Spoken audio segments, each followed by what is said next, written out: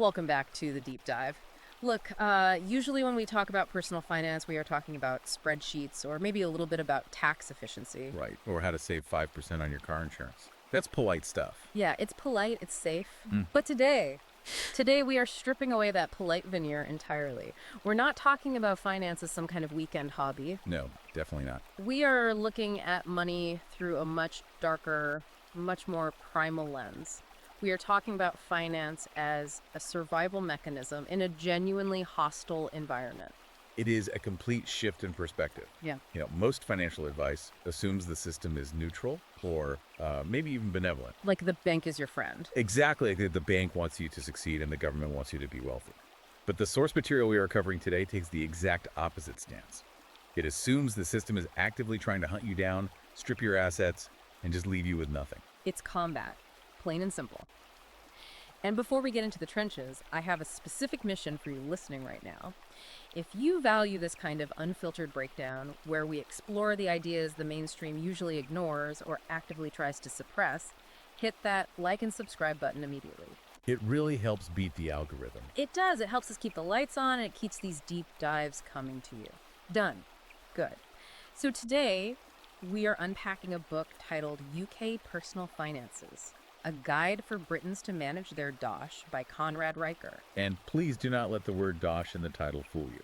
Yeah, it sounds a bit cheeky, doesn't it? It does, but this isn't some lighthearted romp through the UK banking system with a cup of tea. Riker frames this book as a literal field manual. He explicitly calls it tactical training. It is aggressive right out of the gate. I mean, the preface alone is like getting hit with a bucket of ice water. He essentially says, look, if you think toxic masculinity is the world's biggest problem, or if you want financial advice that feels like a warm group hug, Put the book down. yeah, put it down immediately and go bake sourdough. He wrote this specifically for men who are tired of apologizing for wanting to build wealth, power, and sovereignty. It's for the guys who feel like the deck is entirely stacked against them.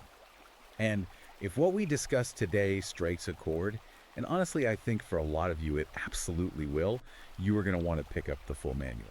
We can only give you the reconnaissance report here today. Right, the actual step-by-step protocols, the legal structures, the specific investment vehicles, that is all in the book. It's available on Amazon Kindle and Google Playbooks right now, so you should definitely go grab it. So let's establish the battlefield here. Riker's core premise is that modern Britain, and he argues the entire Western world really, is a financial minefield. He claims it's specifically designed to strip men of three things: power, purpose, and pounds. That is a massive claim to make. It sounds almost conspiratorial on the surface, right? So what is his actual basis for this? Well, he grounds it in institutional history, which is actually fascinating. The stated mission of this deep dive today is to understand the history of our major institutions, banks, courts, corporate structures, and to look at them before, as Riker puts it, they were captured by feminists and Marxists. He really doesn't mince words there. Let's make it clear we're reporting his thesis here, but he goes hard. Oh, he goes very hard. He argues there is this double bind placed on men today. On one hand, society absolutely relies on male competence. We desperately need men to pour concrete rig oil platforms in the North Sea, freezing temperatures, run into burning buildings. Because civilization literally requires that hardness to function. The dirty, dangerous jobs are still overwhelmingly done by men. I think the stat he uses in the book is pretty overwhelming. It is. 93% of workplace fatalities are men. Riker points that out very early on, just to set the stage. But here is the bind. While society needs that grit to function, the corporate world and the HR departments pathologize the very traits required to do those jobs. They label aggression, risk-taking, stoicism, all of that as toxic. Exactly. Yeah. Yet they depend entirely on the results of that behavior to keep the lights on and the building standing. He illustrates this with a really visceral story about a guy named Dave. And this story really stuck with me because I think we've all met a Dave. The demolition expert. Yeah. So picture this scenario. Dave is on a demolition site. He's a rough guy. He's survived on-site explosions. He knows his trade inside and out. He's not there to be polite. He's there to bring buildings down safely. Right. Then an intern, some kid who doesn't know the ropes at all, is walking straight toward a live detonation zone, literally seconds away from being blown to pieces. It's an immediate life or death moment. Exactly. Now, Dave doesn't write a polite email. He doesn't schedule a Zoom meeting to discuss safety protocols with HR. He screams at the kid. He uses some very colorful, very aggressive language, and he physically grabs him to stop him. He saves the kid's life. That is the bottom line of the interaction. It completely saves his life. Yeah. And the result? Does Dave get a medal? Does he get a performance bonus? No. Dave gets fired. Unbelievable. Not for safety violations, but for using aggressive language and refusing anger management training. It's a perfect example of what Riker calls the safety culture paradox. Yeah. You have to be tough enough to survive the actual job, but polite enough to satisfy an HR department that has never once set foot in a danger zone. And he connects this directly to finance, right? He does. He argues that if you suppress that Dave energy, that masculine drive to aggressively assess risk and act decisively, you become terrible at managing money. This is where he transitions into what he calls the risk calculus. Break that down for us. So Riker argues that testosterone isn't just a hormone for muscle growth. It is a biological driver for economic expansion. He looks at the history of the city of London, for instance. Take Nathan Rothschild. Right. The Battle of Waterloo? Yes. When Rothschild bet his entire fortune on the outcome of Waterloo, relying on carrier pigeons and his own gut instinct, he wasn't embracing his vulnerability. He wasn't sitting in a circle sharing his feelings. No, he wasn't seeking validation at all. He was engaging in high-stakes masculine competition. But the modern narrative we get fed is the exact opposite of that. We are told constantly that men need to be softer, more empathetic, more in touch with their emotions. And Riker calls the result of that the creation of herbivore men. It's a term he borrows from Japan's social crisis. Men who have essentially checked out of the dating market, checked out of the career ladder, and are content to just exist quietly. Socially neutered is the phrase he uses, I think. Yes, they are socially neutered. And Riker's observation on this is brutal, but very sharp. He says no one cheers for a crying trader. It's entirely true. When the market is crashing, when your portfolio is down 40%, you don't want your broker to be weeping in the corner of his office. You want detached, decisive action. He cites data suggesting Fortune 500 CEOs have significantly higher testosterone levels than the average population. His point is that in a crisis, whether it's a market crash or a house fire, empathy is a massive liability. You need to be cold to make the right move. Exactly. The system, he argues, is actively trying to drug you into being soft, and being soft makes you poor. Okay, so if society is the enemy here, and they are trying to soften you up just to shear you like a sheep, how do we actually fight back? Segment 2 of the book is all about the mechanics of this war. He calls it compound interest warfare. I love that he rebrands saving as warfare. It completely changes the psychology, doesn't it? It's not saving for a rainy day, which sounds passive and kind of weak. It's deploying troops. Every pound or dollar you have is a soldier on the field. And Riker's very clear in this section. The ultimate enemy is delay. Let's break down the math on this because I think people hear compound interest and their eyes just immediately glaze over. But Riker puts a literal price tag on procrastination that is terrifying. He really does. He uses a very standard model to make the point. Yeah. If you start investing 500 pounds a month at age 25, assuming an 8% average return, which is the standard historical market performance. Right, that's realistic. Highly realistic. You hit age 65 with over 1.2 million pounds. You're a millionaire. You have achieved absolute financial sovereignty. Okay, so that is the baseline. That's mission success. But, and here is the absolute killer, if you wait until you're 35. Just 10 years later. Just 10 years. 10 years of living your life or finding yourself or partying in Ibiza. If you start at 35 doing the exact same thing, 500 a month at 8%, that final number is cut in half. That is staggering. You lose over 600,000 pounds. You literally lose more money on the back end than you actually earn during that entire decade of messing around. Exactly. Riker frames this as surrendering territory. If you delay, you aren't just starting late. You have voluntarily handed over half your empire to the enemy. But there is another enemy attacking your flank while you try to build this wealth up, isn't there? Inflation. Or as Riker calls it, systematic plunder. He is very red-pilled on central banking in this book. He goes all the way back to the Nixon shock of 1971. He does. And for those who might not know the history, before 1971, major currencies were tied to gold. You couldn't just print money out of the thin air. You had to have the actual physical metal in a vault to back it up. It was honest money. Right, it was honest. Nixon severed that link completely. Since then, money is fiat, which is Latin for let it be done. It has value only because the government points a gun and says it does. And Riker points out that since this shift, since the government gave itself the power to print unlimited money, the British pound has lost over 99% of its purchasing power. 99%. That isn't a dip in the market. That is a total collapse. It's a silent tax. He uses what he calls the bacon index to make this real for the reader. Imagine you're standing in Tesco or Sainsbury's staring at a pack of bacon. It's the exact same amount of bacon as last year. Right, the pig didn't suddenly get harder to raise. Exactly. But the price has doubled.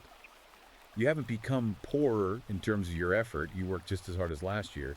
But your stirred energy, your money, has leaked value because the government printed more of it to pay their own debts. So what is the tactical move against that? If cash is just trash, where do you go? You move to hard assets, things the government absolutely cannot print more of. Gold, property, certain commodities. But even more importantly, Riker changes how you view the emergency fund. Most people think of an emergency fund as insurance. Like, oh, I hope I don't ever need this. Riker calls it warfare rations. That shifts the mindset entirely from safety to being under siege. Exactly. You cannot attack the market. You cannot take aggressive risks with your career or your business if you are terrified of starving next month. You need a stockpile so you can operate offensively. You need to be able to say no to a bad boss or a raw deal. And you can only do that if you have those rations secured. Now, speaking of major threats to your wealth, we have to pivot to what is arguably the most controversial section of the entire book. We're moving into feminine finance dynamics and the divorce trap. We are. And we really need to be clear here. We are impartially reporting Riker's arguments from the text. Yes, these are his views, not ours. These are definitely not mainstream views. You won't hear this discussed on the BBC. But they are completely central to his thesis on preserving your wealth. He dedicates a huge portion of the book to the idea that men and women are biologically wired differently when it comes to money. He cites some research claiming women spend 63% more on mood-driven purchases. Right? He talks about retail therapy as essentially a dopamine pursuit. Riker contrasts this with what he believes is the male biological imperative, which is to build empires. He argues that in a modern relationship, this creates severe financial polarity. Because if one person is trying to build a fortified castle and the other is buying throw pillows to feel better on a Tuesday, the fortress never gets built. And if that fortress eventually collapses, you end up in family court. This is where the book gets exceptionally dark. He tells the story of John. The plumber. This story is practically designed to keep you up at night. John is your typical grafter.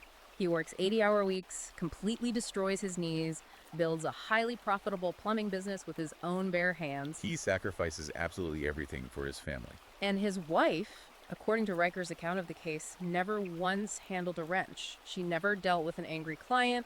She never fixed a frozen pipe at 2 a.m. But the marriage ends. And she walks away with 60% of the assets, the business value, the savings, the future revenue. Riker describes the family court system as a literal meat grinder for men. He argues it is structurally rigged against the provider.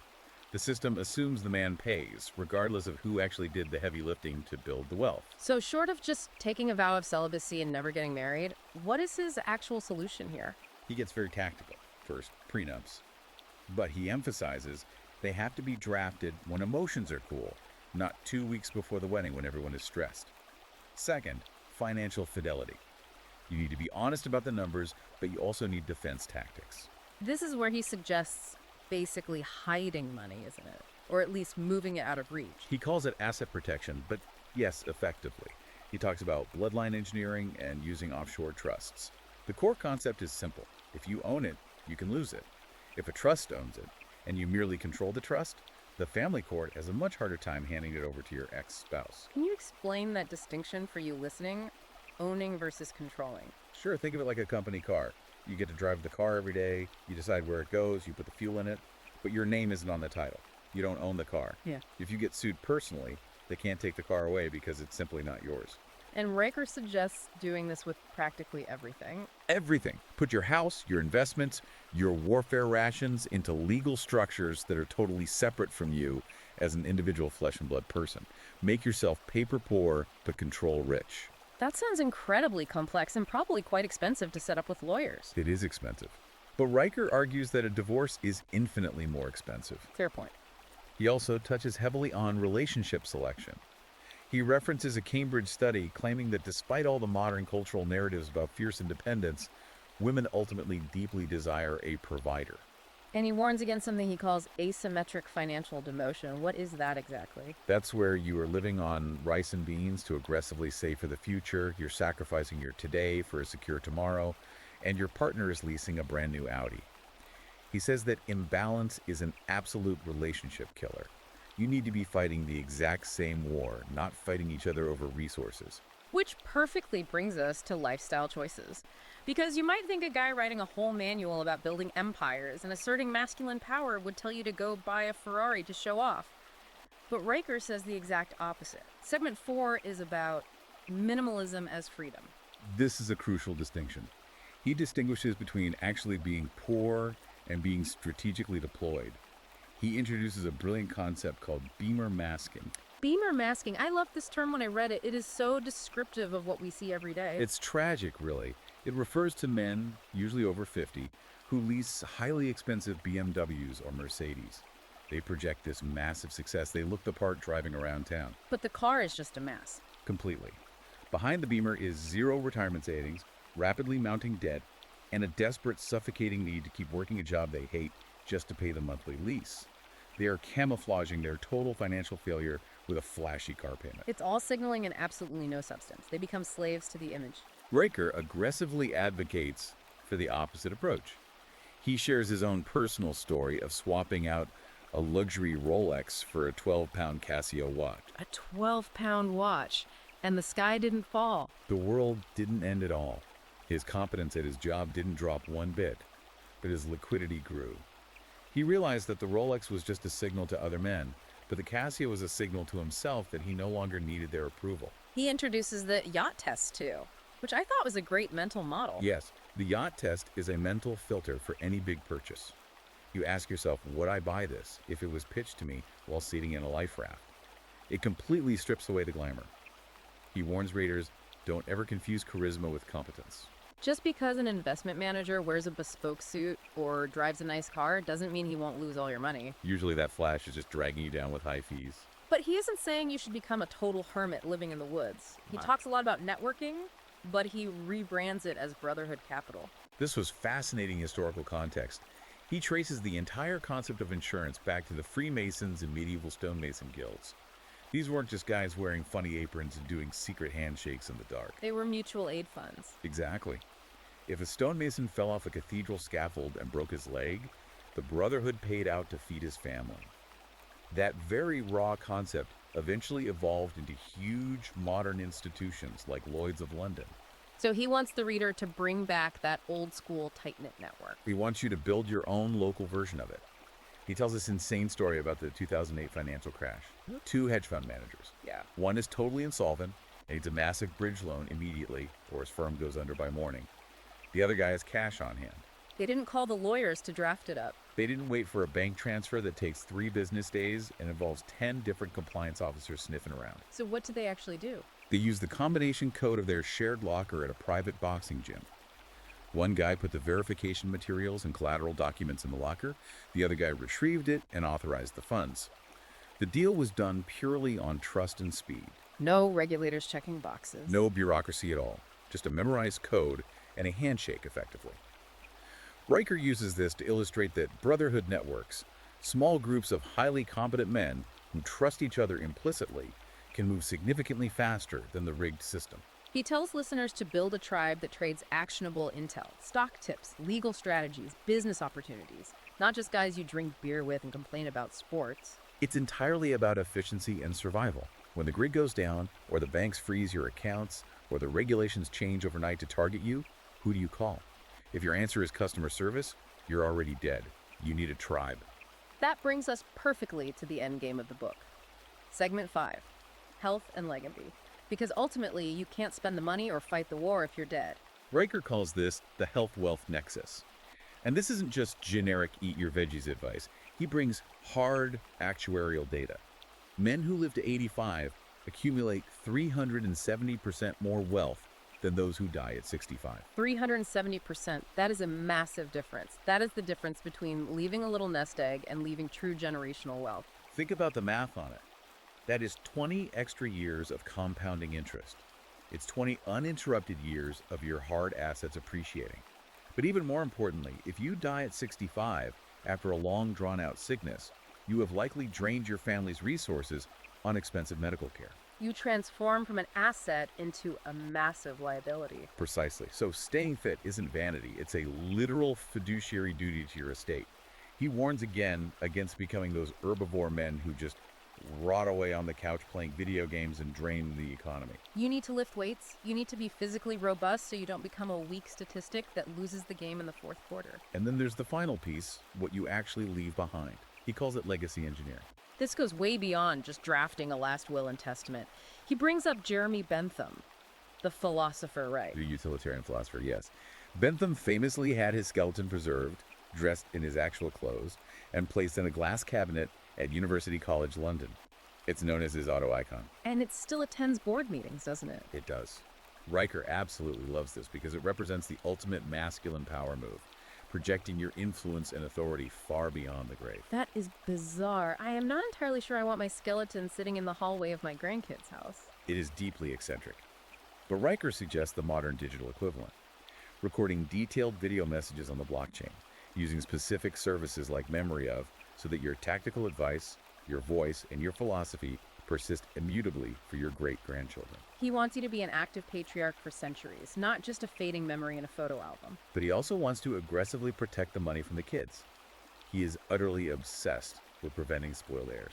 Ah, yes, the Ibiza benders. Right. He says if you just leave a massive pile of unearned cash, your kids will inevitably blow it on parties in Ibiza or terrible investments, and you will have spent your life building an empire for absolutely nothing. So how do you stop that from beyond the grave? He advocates for strict incentive trusts. The trust only pays out when the heir hits a specific verifiable milestone. They have to graduate from a rigorous university or start a profitable business or maintain documented sobriety. You are literally using the capital to parent them from the grave. You are forcing them to be competent. You're trying to build a resilient dynasty, not just fund an endless vacation for ungrateful kids. Exactly. So putting this all together, we have covered institutional history, biology, compound interest warfare, brutal divorce law, and blockchain legacy. What is the final provocation here for you listening?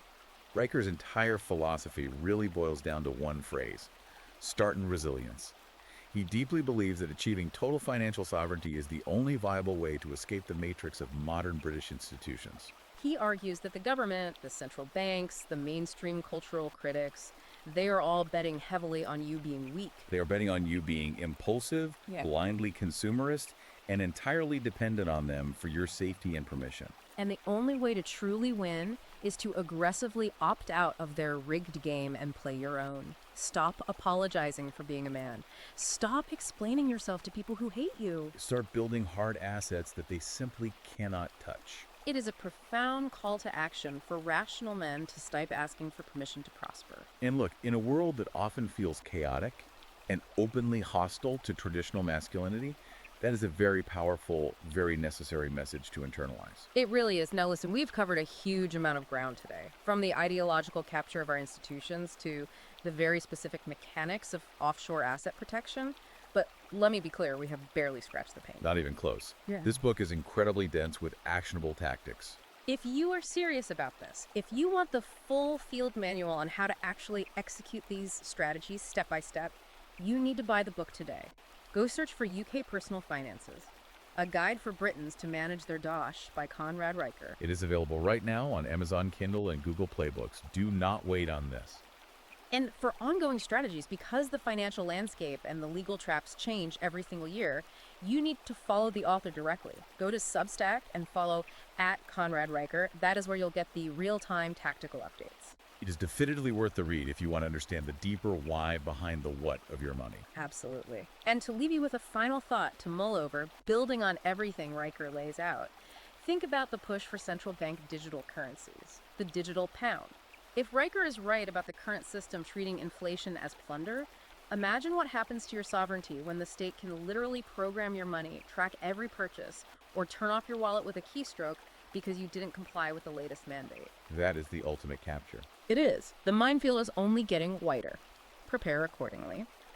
If you enjoyed this deep dive, if you want us to keep amplifying these kinds of rational, unapologetic voices, please like, subscribe, and share this with your Brotherhood network. It makes a huge difference in beating the censors.